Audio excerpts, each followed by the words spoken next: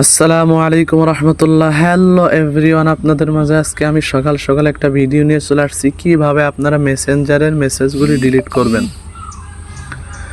আপনার গোপনীয় যে মেসেজগুলি আছে, কাউকে মেসেজগুলি দিয়েছেন, এখন মেসেজগুলি আপনার ডিলিট করা প্রয়োজন। তো আপনাদেরকে আমি সুন্দরভাবে দেখাই দেবো কীভাবে আপনারা ওই মেসেজগুলি ডিলিট করবেন।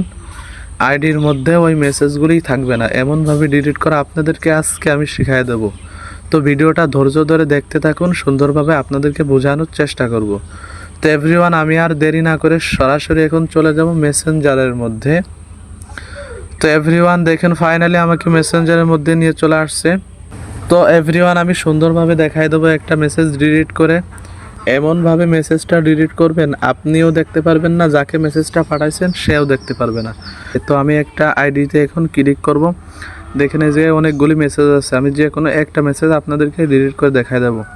তো প্রথমে মেসেজের উপর ক্লিক করে ধরে রাখতে হবে। তারপরে দেখেন এই জায়গায় ডিলিট অপশন আছে, ডিলিট অপশনে টিপ দিবেন। টিপ দেওয়ার পরে এই জায়গায় অনেকগুলি গোল চিহ্ন আসছে। যদি মনে করেন আপনি সমস্ত মেসেজগুলি একসঙ্গে ডিলিট করবেন মার্ক সিস্টেম করে, সেটাও পারবেন। তারপর দেখেন নিচেই ডিলিট অপশন আছে, এটাতে টিপ দিতে হবে। আর যদি মনে করেন যে আপনি যে কোনো একটা ডিলিট করবেন, তাহলে একটা মার্ক করলেই হবে। তবে আমি এখন একটা ডিলিট করব।